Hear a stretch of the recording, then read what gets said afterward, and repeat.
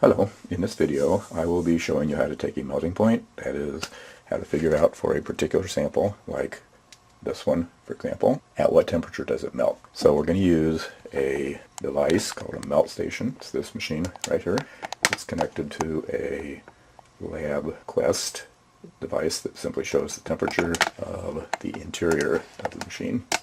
And so you can see right now it's at 22.7 degrees. First thing we want to do is make a sample. So we'll use one of these capillaries. It's just a little tube of glass with one closed end and one open end. And so it's basically a little test tube. We're going to put a tiny sample of the material to be tested in the bottom of the tube. And the way you do that is by just turning the tube upside down and forcing it down into the solid material, which forces a little bit up into the tube. And then we're going to tap it on the tabletop to get the sample down into the bottom of the tube. Now there's a really fancy little way of doing that. So take a long glass tube, long piece of glass tubing, and we will set it on the tabletop like this. Drop the capillary to the top of the tube, and it will hit the bottom and bounce a few times inside the tube, and bounce a few times inside the tube. And in so doing, the sample is now down in the bottom of the capillary. So now I'm going to show you what the inside of the melt station looks like so that we can see what happens to the capillary tube. So notice that first of all we have a knob here which we can turn on or off, and it's actually a cooling point which turns on a fan inside and cools down the interior. But as we turn the knob more and more this way, the interior is going to heat up more and more, and essentially what happens is it heats faster. So we'll be able to set it to a point where we can control how fast the temperature inside the machine increases. So if we set it at 60 degrees, that would be so that we'll be heating up at essentially the correct rate so that it will be ready to measure melting temperature at 60 degrees. Or if we set it at 100, it will increase a little bit faster so we get to 100 at a reasonable amount of time, and so on.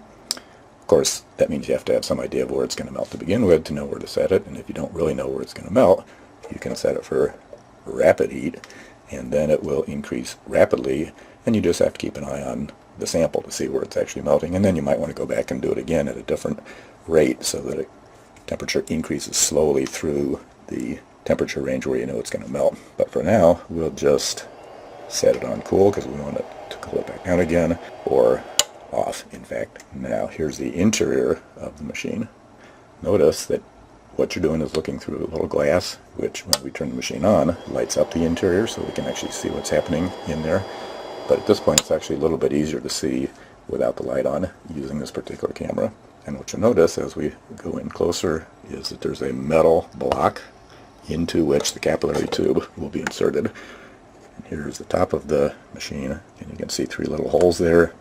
We're going to put the capillary tube down into one of those holes.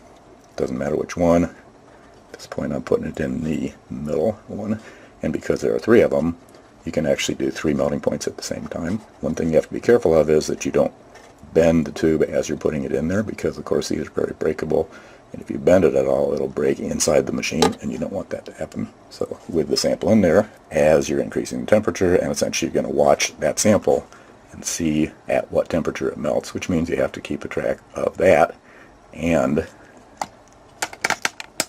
that at the same time.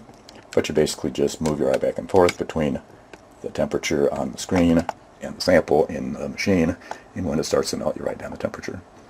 So what we're going to do now is actually turn up the heat, and we're going to heat it fast so you can actually see what's going to happen when it melts. So there's the sample in the machine, and we'll just keep an eye on that. At the same time we're keeping an eye on the temperature on the LabQuest.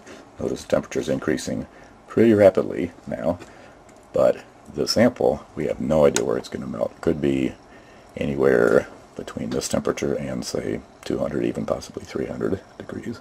Now I'm going to turn off the camera here and turn it back on again just before it starts to melt.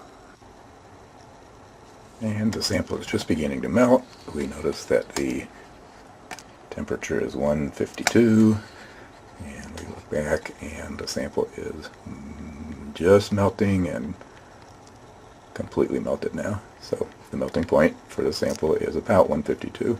Now we'd want to do it again, heating it much more slowly with the setting at about a little bit over 150, and that way it would heat slowly through that range and we would get a much more accurate melting temperature. Thank you.